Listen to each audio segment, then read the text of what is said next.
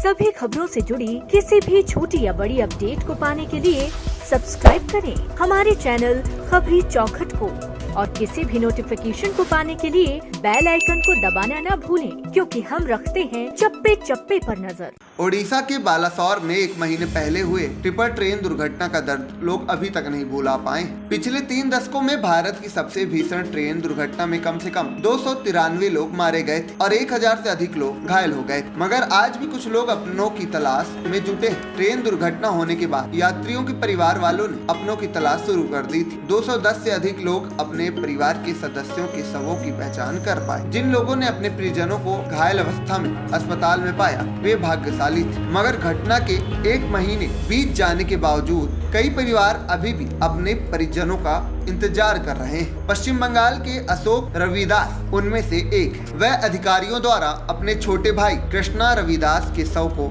ले जाने की अनुमति दिए जाने का इंतजार कर रहे हैं। एक अस्पताल से दूसरे अस्पताल भटकने के बाद अशोक रविदास एम्स भुवनेश्वर पहुंचे, जहां अज्ञात व्यक्तियों के शवों को संरक्षित किया गया है। उनके भाई कृष्णा के शव की पहचान करने के लिए एम्स प्राधिकरण ने संबंधित शव के डीएनए के नमूने नई दिल्ली स्थित केंद्रीय फॉरेंसिक विज्ञान प्रयोगशाला को भेजे। इस बीच एम्स भुवनेश्वर अन्य दावेदारों से मेल खाने वाले 29 शवों की डीएनए रिपोर्ट मिल गई। हालांकि पीड़ित अशोक ने कहा कि कृष्णा की डीएनए रिपोर्ट नहीं आई। पश्चिम बंगाल के मालदा के हरिचंदपुर ट्रिपल तला गांव के मूल निवासी अशोक यहाँ रेलवे द्वारा उपलब्ध कराए गए एक गेस्ट हाउस में रह रहे हैं। चूँकि इंतजार खत्म नहीं हुआ है और उन्हें अपने काम पर लौटना है, इसलिए अशोक 4 दिन पहले अपने गाँव के लिए रवाना हो गए। अब उनके भाई शिवचरण रविदास कृष्णा के शव के लिए भुवनेश्वर में इंतजार कर रहे हैं। अपनी कहानी साझा करते हुए अशोक ने कहा कि कृष्णा जुलाई 2022 में बेंगलुरु में दिहाड़ी मजदूर के रूप में काम करता था। 2 जून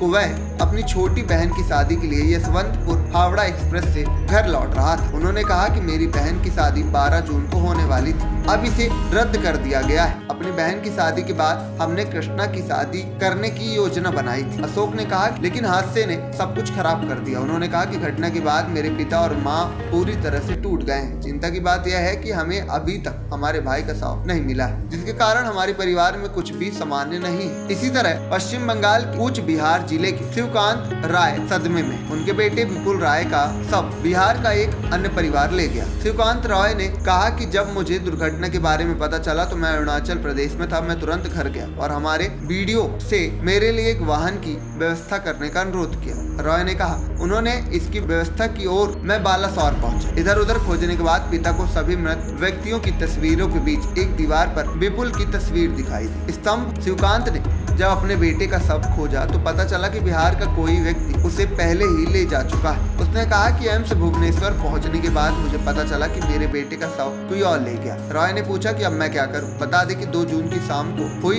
इस भीषण ट्रेन हादसे में मारे गए 293 लोगों में से 91 अज्ञात शव एम्स भुवनेश्वर में रखे गए हैं, जिनमें से 29 की पहचान डीएनए परीक्षण के जरिए की गई। अन्य 52 शवों की पहचान अभी भी बाकी। खबरी चौखट की रिपोर्ट।